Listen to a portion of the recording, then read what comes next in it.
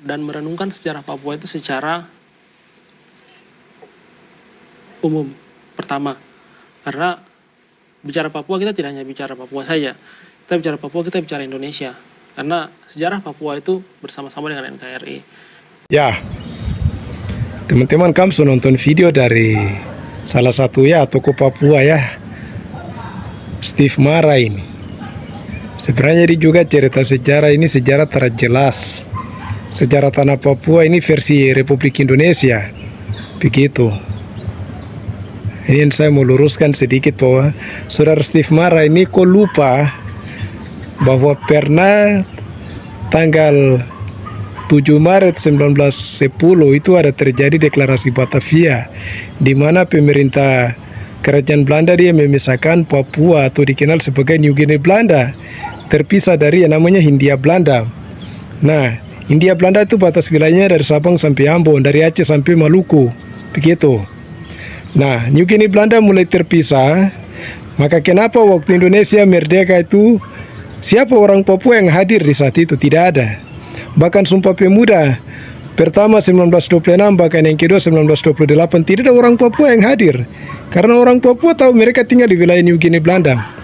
Nanti setelah 27 Desember 1949 hasil dari meja bundar KMB, di situ pemerintah Kerajaan Belanda mereka berikan kedaulatan penuh kepada negara Republik Indonesia Serikat RIS, bukan Negara Kesatuan Republik Indonesia, itu tipu. Yang benar itu Republik Indonesia Serikat RIS. Nah, nanti 1950 terjadilah satu resolusi PBB 4 yang namanya resolusi PBB 448.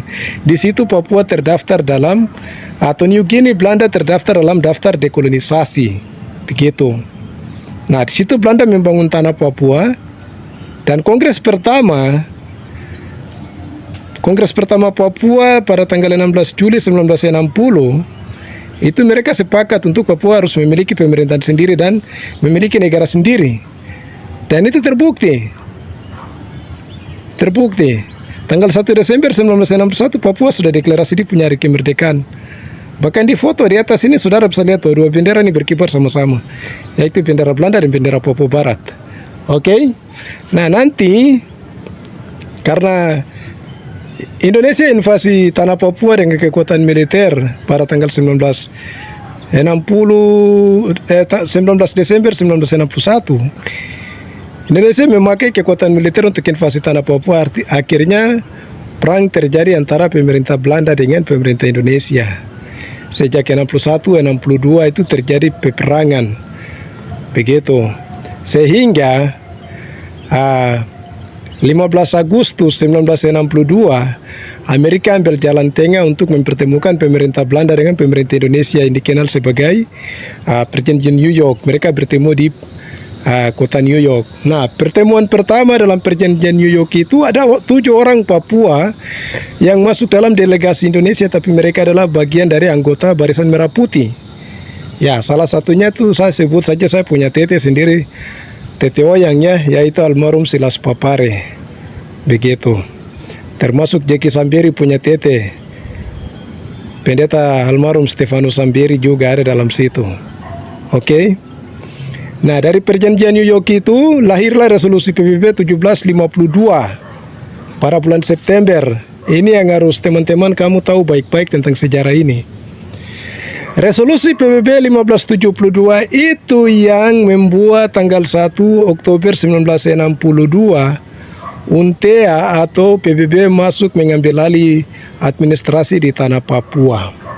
Sejak tanggal 1 Oktober sampai dengan bulan April 1963. Nah, nanti tanggal 1 Mei 1963, disitulah Indonesia menganeksasi tanah Papua. Oke? Bukan Indonesia masuk bebaskan tanah Papua, itu omong kosong, itu cerita dongeng. Bukan Indonesia datang usir Belanda, itu tipu, itu cerita dongeng. Begitu. Bukan integrasi tapi aneksasi. Ini yang harus teman-teman di Papua kamu paham baik. Steve Mara juga harus paham baik. Begitu. Indonesia menganeksasi tanah Papua dan mengambil administrasi New Guinea Belanda atau bangsa Papua Barat dari tangan Belanda, dari pemerintah Papua Barat yang sudah deklarasi kemerdekaan, hingga ada pernah juga terjadi yang perjanjian Roma 30 September 1962 itu di Roma. Di situ Indonesia desak bahwa referendum 69 itu harus pakai musyawarah. Referendum versi lokal Indonesia punya, yaitu kumpul kepala suku saja orang yang memilih.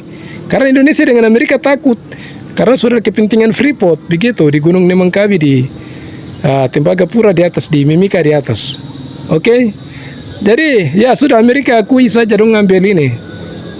Karena dong alasan dong orang Papua masih primitif, orang Papua masih bodoh. Itu satu ujaran rasis itu kepada orang Papua. Padahal tahun itu tuh orang tua orang sudah tahu tulis, sudah tahu baca. Begitu. SDM di Papua sudah semakin maju. Nah, nanti 1965 lahirlah OPM.